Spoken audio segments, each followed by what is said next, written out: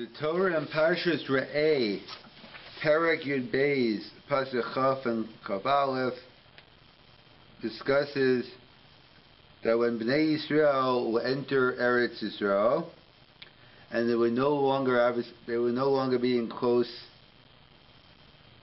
a close distance to the Mishkan.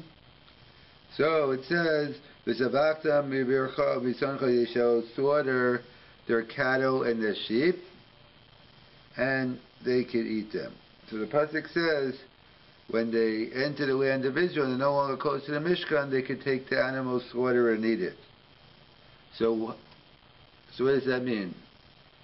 So before, while they were in the Midbar, and they were in close proximity to the Mishkan, so then they couldn't eat meat? So that's the machlokas Rabbi Yishmael and Rabbi Akiva. Rabbi Yishmael's opinion is they were asked to eat chulin, regular meat, in the Midbar when they were in close proximity to the Mishkan. If they wanted to eat meat, they had to offer a carbon on the Mishkan, and then only then were they entitled to eat its meat. But they couldn't stam eat meat. And Rabbi Akiva disagrees and says they were permitted to eat regular michulin, meat that wasn't brought for a sacrifice. So if they're allowed to eat meat before the Midbar, so what's the chiddush when they go into Eretz Yisrael? So Rabbi Akiva says in the Midbar they were permitted to eat basar nechira. Basically, an animal that was killed without shechita. There's a discussion about how far you take basar nechira. Does it mean you could eat meat from any dead animal, no matter how it died? Well, no, it was a certain type of shechita you had to do. But it wouldn't be considered a kosher shechita today. So that's the machlokas Rabbi Akiva, Rabbi Yishmael, how you learn this pasuk. When the Jews were in the Midbar in close proximity to the Mishkan, were they permitted to eat basar chulin? Rabbi Yishmael says no, and therefore the chiddush is now they could eat meat. According to Rabbi Akiva, who said they could, so the difference was in the Midbar they had to eat basar nechira, and now they have to eat basar shchuta. So based on this, according to this, Rabbi in the Gemara in Chulin and Dav Yud Zayin Amud Aleph, according to Rabbi Akiva, so Rabbi Yirmi had the following question. According to Rabbi Akiva, it says they could eat basar nechira in the Midbar. Every basar nechira shechnisu Yisrael imam la'aretz. If you had leftovers, you had pieces of meat that were killed through piercing instead of the normative shechita we have today, and then they brought it into Eretz Yisrael when the mitzvah of shechita began, mahu. Were they permitted to eat this food in the land of Israel? So the Gemara wants to clarify a historical no. When are we asking? Because we know when Yeshua entered Eretz Yisrael, the first 7 years were the Sheva Shekivshu, and the last 7 years were the Sheva Shechilko. So when are we talking about? So the Gemara says, if you're asking about the first 7 years when the Jews entered and were conquering the land of Israel, if they were permitted to eat non-kosher animals during this time period, the first 7 years, how do we know? Because it's Kaltuv. Amarav Kasre de Chazir, they were to eat bacon, treif. So therefore, if they were permitted to eat, so we can't be talking about the first 7 years, because the first 7 years they're permitted to eat treif. So certainly basar nechira, which at least was one point was kosher, so therefore certainly they were permitted. Therefore the question must have been during the last 7 years. Once they conquered the land, so then, what was the story then? Or you could just say, another pshat, no, really we're talking about the first 7 years. The first 7 years, they let to eat treif. No, ki ishu lahu. When did they permit them to eat treif? That's only Shal Shal Ovdei Chachavim, if they only the spoils they caption for the Ovdei Avodah Zarah, that was permitted. But the dough issue their own non-kosher food, they can't become permitted any more than it was beforehand. That's a discussion in the Gemara. So Rabbi Yirmiyah wants to know leftovers from the Midbar brought into Eretz Yisrael, what's the status? So it's a discussion. The Gemara was talking about the first 7 years, and the only issue was you're only permitted to eat from the Ovdei Avodah Zarah. Do I say no? It's about the last 7 years, because the first 7 years you can eat treif. So the Gemara answers, or the Gemara doesn't answer and says teiku.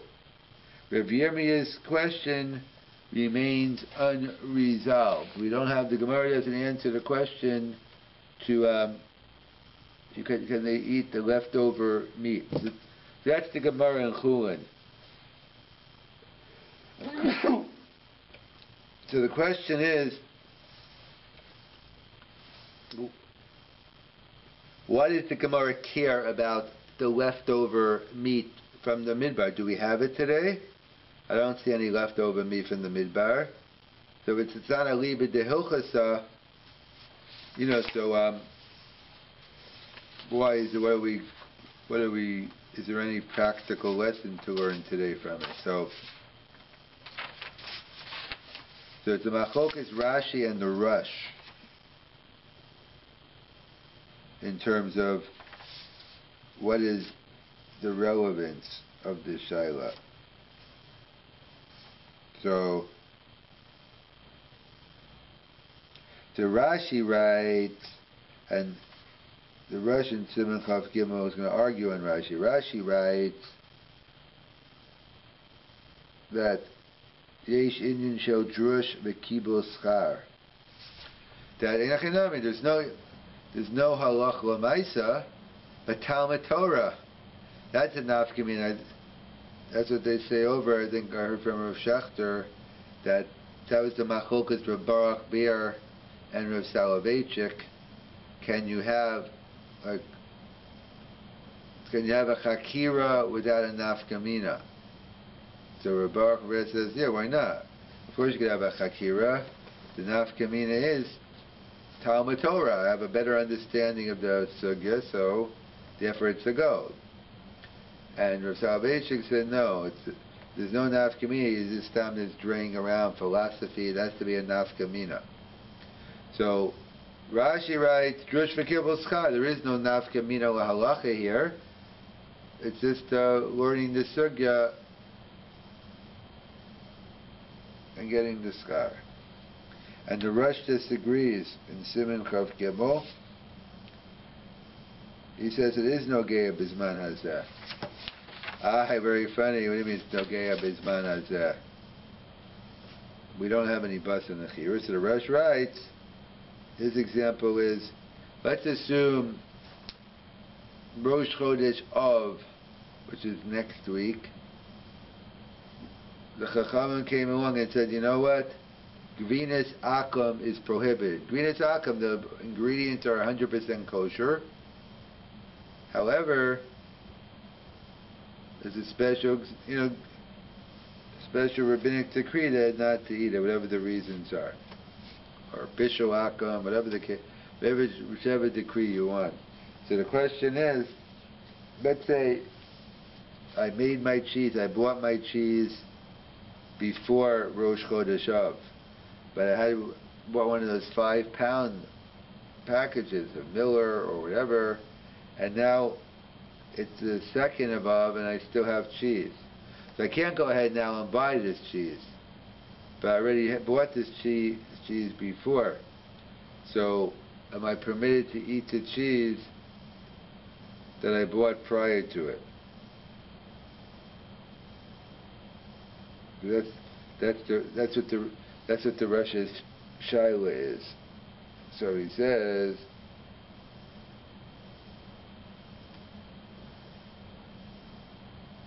so what's the issue? So the issue is, by basa nechira, he's saying it's a teku, it's a subject deraisa l'chumra.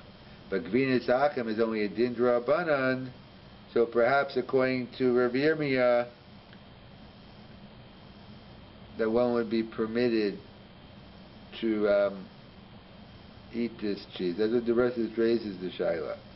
So the Birkei Yosef writes that we know there's a practice among Ashkenazic Jews not to eat meat and wine during the 9 days except for a Sudas mitzvah. So the Birkei Yosef, as a big chiddush, he raises the issue based on Rav Yirmiyah's concept, is what about leftovers during the 9 days? Let's say you ate it from a Sudas mitzvah during the 9 days, or let's say you had leftovers from before Shabbos. So the Birkei Yosef has a very interesting pshat. He says, if Bnei Yisrael, if they were permitted to eat basa nechira when they entered Eretz Yisrael, then certainly one should be able to eat leftovers from Shabbos. Why? Because it's true Rabbi Yirmiyah's question was never resolved. So therefore, when it's a deraisa, you could be strict. But eating meat during the 9 days is even less than Gvinas Akim. It's only a minhag, and therefore we should go subject to Rabbanan L'Kula, and therefore one should be permitted to eat leftovers. We don't assume that way. So we don't necessarily like the comparison of the Birkei Yosef. In the case of the cheese or the basa nechira, there's no way, it's never going to be permitted anymore. So therefore, kind of we have a principle of davar sheyesh lo matirin. Can't be bato, because why nullify if you wait a little bit it'll become permitted. So the Gvinas Akim is never becoming permitted again, or the basa nechira. So therefore it's a one-off, it's a one-time event. However, eating leftovers during the 9 days is, you can just wait till after the 9 days are over, put it now in the freezer, and it's kind of like a davar sheyesh lo matirin. Just don't want to make a distinction for the Birkei Yosef. We don't assume like the Birkei Yosef. However, you have the Birkei, when one has to eat meat with tzarach during the 9 days, because it's only a minute and you eat it for health reasons. So number one is you should eat leftovers, and then really Maker Adin HaGemara, it's only real meat, and that's for the Sudas HaMafsekes.